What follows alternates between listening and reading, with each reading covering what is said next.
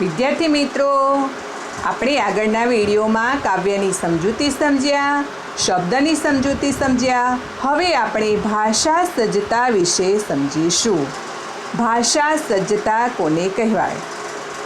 સ્વર અને વ્યંજન. તો ભાષાનો નાનામાં નાનો ઘટક એકમ તે ધ્વનિ છે. ધ્વનિ એટલે અવાજ. ભાષાના આવા ધ્વનિઓ પરંપરાથી સ્વર અને વ્યંજન તરીકે ઓળખાય છે. વિદ્યાર્થી મિત્રો, પહેલાં તો આપણે ભાષા કેવી રીતે બોલીએ છીએ તે સમજીએ. તો જીભ એ મોંમાં હલનચલન કરી શકતો એક અવયવ છે. જીભનો કોઈ એક ભાગ મોંની અંદર ઊંચો નીચો થાય છે ત્યારે મોંના જુદા જુદા પલાણોમાંથી હવા પસાર થાય છે, ત્યારે સ્વર અને વ્યંજનનું નિર્માણ થાય છે. તો સ્વર કોને કહેવાય? તો મોં કે નાકમાંથી ધ્વનિ રૂપે સંભળાતું એ વાયુ મોજું કોઈ અવરોધ વિના જુદા જુદા પલાણોમાંથી આંદોલિત થઈને બહાર આવે ત્યારે સ્વર સંભળાય છે. તો દાખલા તરીકે અ, આ, ઈ, ઉ, એ, ઓ વગેરે સ્વર છે. હવે વ્યંજન કોને કહે છે? તો મોં કે નાકમાંથી ધ્વનિ રૂપે સંભળાતું એ વાયુ મોજું ક્યાંક પૂરેપૂરું કે આંશિક રીતે અવરોધાઈને બહાર આવે ત્યારે વ્યંજન સંભળાય છે. વ્યંજન એટલે વી વત્તા અંજન. અંજન એટલે આંજવું, એટલે મેળવણી કરવી. મેળવણી કરવી એટલે સ્વર અને વ્યંજન ભેગા મળી એને મેળવણી કરીએ એને આંજવું કહેવાય. જે ધ્વનિ ઘટક એકલો સ્વતંત્ર ન ઉચ્ચારાય પણ સ્વરની વિશિષ્ટ વી મેળવણી કરવી પડે તેને વ્યંજન કહે છે. હવે અઘોષ ધ્વનિ.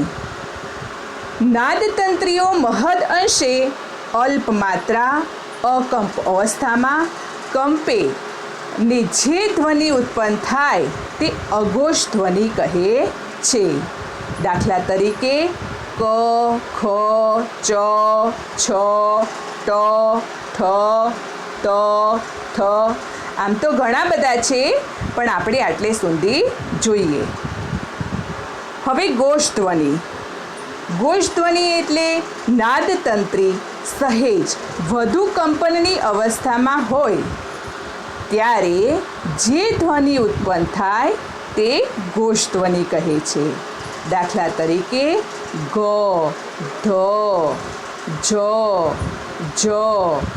ડ, ઢ, દ, ધ વગેરે. હવે નીચે કોઠો આપેલો છે વિદ્યાર્થી મિત્રો, જુઓ. અલ્પ પ્રાણ અને મહાપ્રાણ.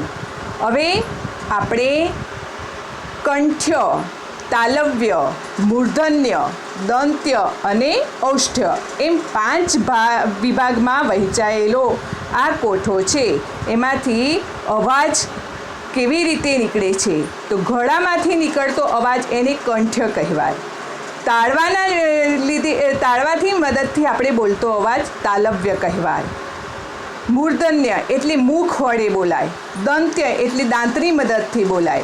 અને ઔષ્ઠ્ય એટલે ઓઠની મદદથી આપણે બોલીએ. અલ્પ પ્રાણ અને મહાપ્રાણ. હવે અઘોષ અને ઘોષ. તો ક, ખ, ગ, ગ આ કંઠ્ય એટલે ગળામાંથી નીકળતો અવાજ છે. હવે તાલવ્ય ચ, જ, છ, જ. હવે મૂર્ધન્ય ટ, ડ, ઠ, ઢ. હવે દંત્ય ત, દ, ધ અને ગ. ઔષ્ઠ્ય પ, ફ, બ અને બ.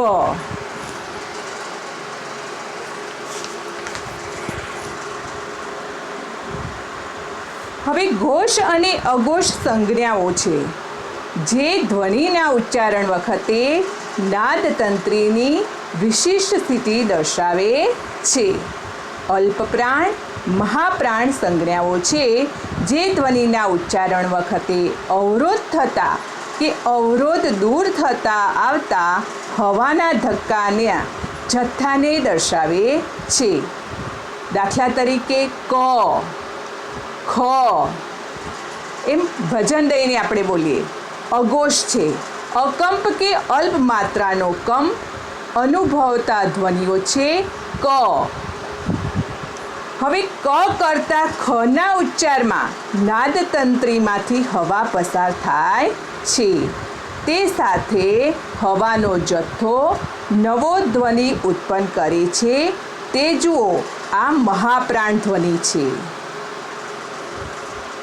હવે અનુનાસિક ધ્વનિ. તો મોં અથવા મુખનો માર્ગ અવરોધને કારણે બંધ થઈ જતા હવાનું મોજું નાક, નાસિકા દ્વારા પસાર થાય ત્યારે અનુનાસિક ધ્વનિ સંભળાય છે. તો વિદ્યાર્થી મિત્રો, અહીંયા જુઓ. કક્કો, ક, ખ, ગ, અંગ. અંગ એ શું છે? અનુનાસિક ધ્વનિ છે. અંગનો ઉપયોગ ગુજરાતી ભાષામાં ઘણો ઓછો થાય છે. આ શબ્દનો ઉપયોગ સંસ્કૃત ભાષામાં વધારે જોવા મળે છે. ચ, છ, જ, જ, ય. ટ, ઠ, ડ, ઢ, અણ. ત, થ, દ, ધ, ન.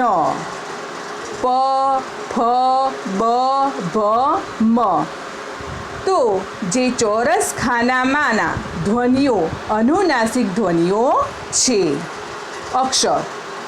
તો મોટે ભાગે આપણે વર્ણને જ અક્ષર કહીએ છીએ, પણ ભાષાના વિદ્યાર્થી તરીકે એનો ભેદ સમજી લેવો જરૂરી છે. વર્ણમાં સ્વર અને વ્યંજનનો સમાવેશ થાય છે. અક્ષરમાંના માત્ર સ્વરની તીવ્રતા જ છે. દાખલા તરીકે પ્રાંત. તો પ્રાંત શબ્દ જુઓ. તો વિદ્યાર્થી મિત્રો, એની સંધિ છૂટી પાડી છે. એમાં સ્વર અને વ્યંજનનો સમાવેશ થઈ અને આ શબ્દ બન્યો છે. તો પ ખોડો છે, જોયો? પ વત્તા ર. ર પણ ખોડો છે. પ વત્તા ર વત્તા આ એટલે શું બન્યું? પ્રાણ. વત્તા ન વત્તા ત વત્તા અ, ત. તો પ્રાંત. આ શબ્દમાં 6 વર્ણ લીટર્સ છે, એટલે કે નાના, જેમાં સ્વર વ્યંજનનો સમાવેશ છે. પણ અક્ષર શ્રુતિ 2 છે, જેમાં સ્વરોનો સમાવેશ થાય છે. હવે આપણે કાવ્યના જ શબ્દો અહીં આગળ નીચે આપેલા છે. જુઓ, સ્વર અને વ્યંજનની જોડીના શબ્દો બનાવો. તો 1 ખ વત્તા અ એટલે ખ, ર વત્તા અ એટલે ર, અને ચ વત્તા ઈ એટલે ચી. તો ખ, ર, ચી એમ થશે. બીજો જુઓ. ત વત્તા અ, અણ વત્તા અ, ખ વત્તા ઓ. તો તણ ખો. ત્રીજું છે ચ વત્તા ઈ એટલે ચી, ન વત્તા અ એટલે ન, ઘ વત્તા આ એટલે ગા, અને ર વત્તા ઈ એટલે રી. ચી ન ગારી.